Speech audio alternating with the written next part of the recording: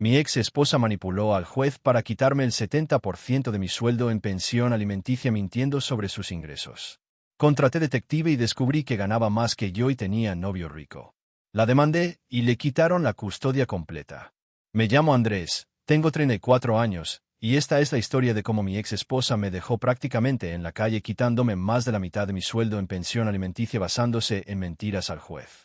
Y cómo yo investigué durante 2 años hasta reunir suficiente evidencia para demostrar su fraude, recuperar mi dinero, y quitarle la custodia de nuestro hijo. Esta historia es larga, dolorosa, pero con el final más satisfactorio que van a escuchar. Estuve casado con Mónica durante 8 años. Nos conocimos cuando teníamos 22 años, nos casamos a los 24, tuvimos a nuestro hijo Mateo cuando yo tenía 26. Los primeros años fueron buenos, pero alrededor del año 5 todo empezó a deteriorarse. Mónica se volvió cada vez más controladora, más demandante, más interesada en dinero y estatus que en nuestra familia. Yo trabajo como ingeniero civil en una empresa de construcción. Gano bien, alrededor de 35,000 pesos mensuales. No soy rico pero vivimos cómodamente. Mónica trabajaba como diseñadora gráfica freelance desde casa, supuestamente ganando alrededor de 10,000 pesos al mes. Hace 5 años, cuando Mateo tenía 3 años, Mónica me dijo que quería el divorcio. No dio razones específicas, solo que ya no me amaba, que quería ser libre, que merecía ser feliz. Intenté salvar el matrimonio por nuestro hijo, pero ella ya había tomado la decisión. El divorcio fue amargo. Mónica contrató a una abogada muy agresiva, especializada en divorcios donde la mujer saca todo lo que puede del hombre. Yo contraté a un abogado básico porque no tenía mucho dinero para abogados caros. Durante el proceso de divorcio, peleamos la custodia de Mateo. Yo quería custodia compartida 50-50. Mónica quería custodia completa para ella con régimen de visitas mínimo para mí. Mónica argumentó ante el juez que ella era la cuidadora principal de Mateo, que yo trabajaba todo el día y no podía cuidarlo adecuadamente, que Mateo necesitaba estar con su mamá. También argumentó que ella ganaba muy poco dinero y necesitaba pensión alimenticia alta para mantener a Mateo. Presentó declaración jurada de ingresos donde decía que solo ganaba 8,000 pesos mensuales como freelance. Que ese era todo su ingreso. El juez, un hombre mayor claramente tradicional, le creyó todo. Le otorgó a Mónica custodia completa. Yo solo podía ver a mi hijo 2 fines de semana al mes. Y la pensión alimenticia fue brutal. El juez dictaminó que yo debía pagar el 70% de mi sueldo en pensión. 70%. De 35,000 pesos mensuales, 24,500 pesos iban directo a Mónica. Me quedaba con 10,500 pesos al mes para vivir. Pagar renta, comida, transporte, servicios, todo con 10,000 pesos. Le rogué al juez que reconsiderara. Le expliqué que no podía sobrevivir con esa cantidad. Mi abogado argumentó que 70% era excesivo e ilegal, que el máximo debería ser 50%. Pero la abogada de Mónica argumentó brillantemente. Dijo que Mateo tenía derecho a mantener el nivel de vida que tenía durante el matrimonio. Que yo como padre tenía obligación de sacrificarme por mi hijo. Que si me quedaba con poco dinero era porque debía buscar segundo trabajo o ganar más. El juez le dio la razón a ella. La pensión de 70% quedó firme. Esa sentencia arruinó mi vida. Con 10,000 pesos no podía pagar renta de departamento. Tuve que mudarme a un cuarto rentado en casa de una señora, compartiendo baño con otros inquilinos. Comía una vez al día para ahorrar. Usaba transporte público apretado durante horas porque no podía pagar Uber o gasolina. No podía comprarme ropa nueva. Vivía al día, contando cada peso. Mientras tanto, Mónica vivía muy bien. Demasiado bien para alguien que supuestamente ganaba 8,000 pesos más los 24,000 de pensión. Cada vez que iba a recoger a Mateo los fines de semana, notaba cosas. Mónica se había mudado a un departamento mucho más lindo que donde vivíamos juntos. Tenía muebles nuevos. Ropa de marca. Mateo tenía juguetes caros. Cuando le preguntaba cómo podía pagar todo eso, me decía que había conseguido más clientes freelance, que estaba ganando mejor. Pero algo no cuadraba. Un día, fui a dejar a Mateo después del fin de semana y había un auto BMW estacionado frente al edificio de Mónica. Un hombre elegante de unos 40 años salía de ese auto y entraba al edificio. Pregunté a Mateo quién era ese señor. Mi hijo de 3 años me dijo inocentemente que era el tío Ricardo, que dormía en la casa seguido, que era amigo de su mamá. Tío Ricardo. Mónica tenía novio. Un novio con BMW. Empecé a investigar discretamente. Contraté a un investigador privado.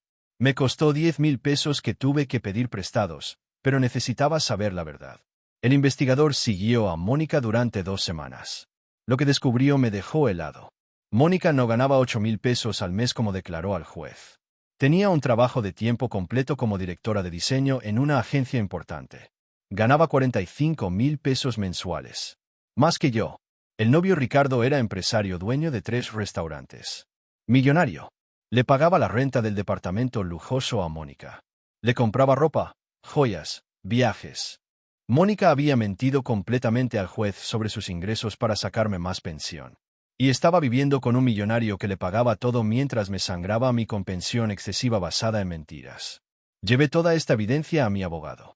Le mostré las fotos del investigador, los documentos de empleo de Mónica que el investigador consiguió, todo. Mi abogado dijo que teníamos caso sólido para pedir modificación de pensión y posiblemente custodia. Pero necesitábamos más evidencia. Más sólida. Más irrefutable. Pasé los siguientes 2 años documentando todo meticulosamente. El investigador privado siguió trabajando para mí. Yo le pagaba poco a poco con el poquito dinero que tenía. Conseguimos comprobantes de nómina de Mónica mostrando que ganaba 45,000 pesos mensuales, no 8,000. Fotos de ella saliendo de las oficinas de la agencia donde trabajaba a tiempo completo, no trabajando desde casa como dijo. Documentos del departamento donde vivía, mostrando que Ricardo pagaba la renta de 20,000 pesos mensuales.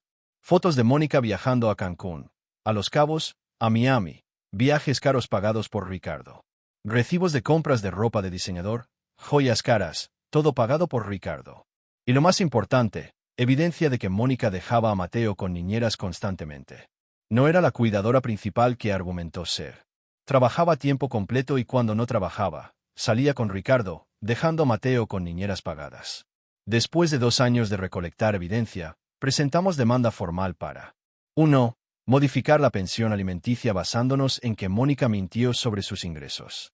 2. Solicitar devolución de pensión pagada en exceso durante esos años. 3. Solicitar modificación de custodia compartida, ya que Mónica no era la cuidadora principal que dijo ser. Cuando Mónica recibió la notificación legal, entró en pánico. Me llamó gritando, amenazándome, diciéndome que era un mal padre por atacarla así.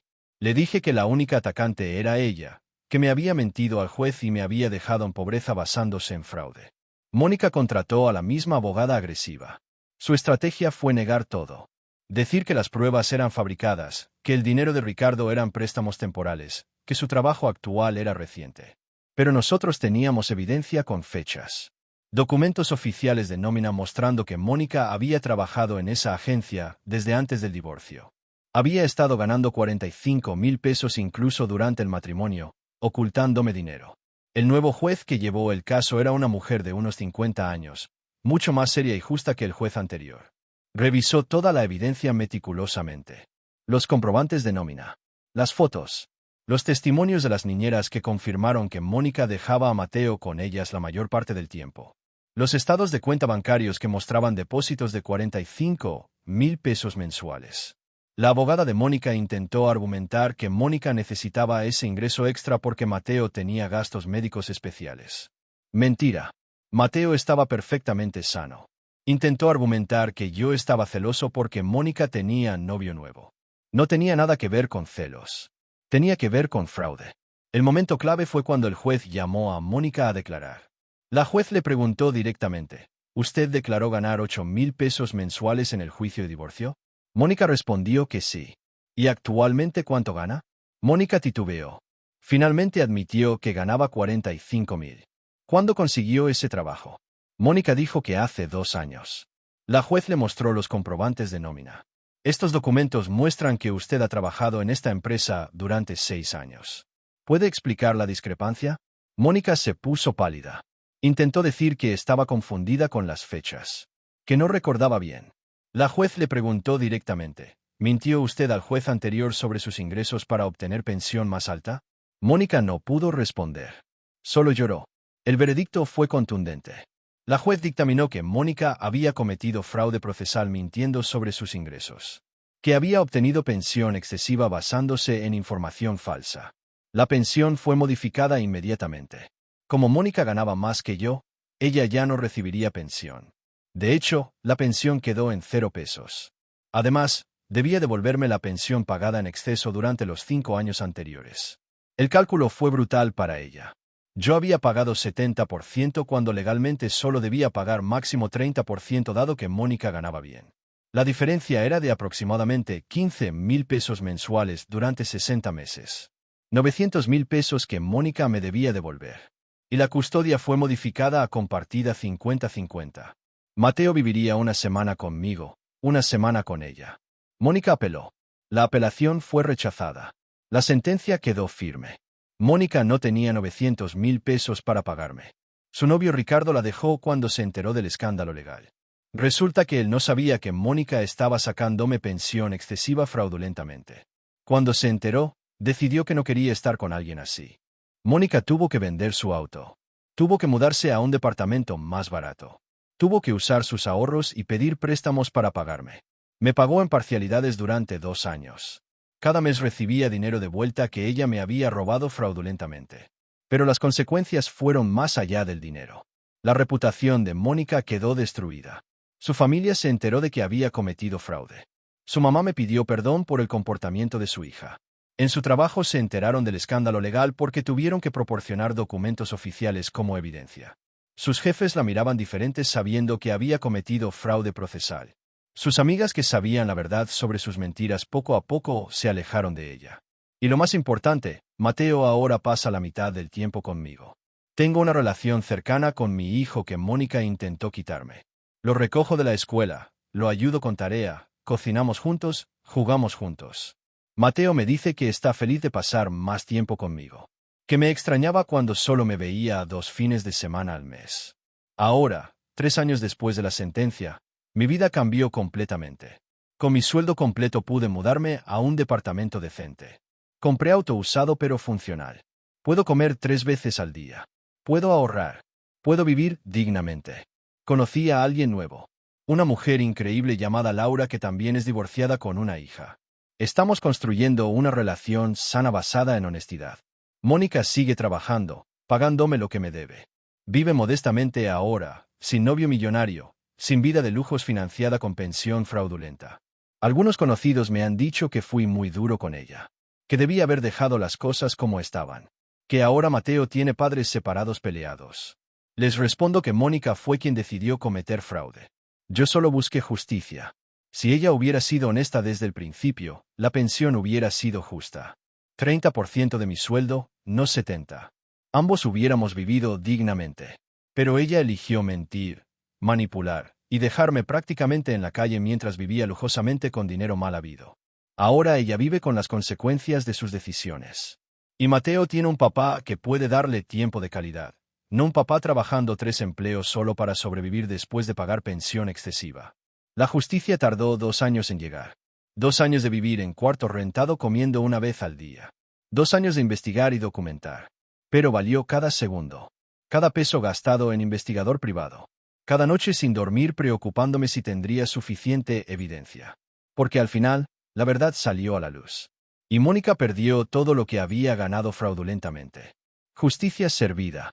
Si esta historia te impactó, suscríbete al canal para más historias de justicia legal, divorcios injustos y finales satisfactorios. Y comenta tu opinión. ¿Crees que 70% de pensión era abusivo? ¿Hice bien en pelear legalmente durante 2 años? ¿Qué hubieras hecho en mi lugar? Leo todos los comentarios. Gracias por escuchar hasta el final.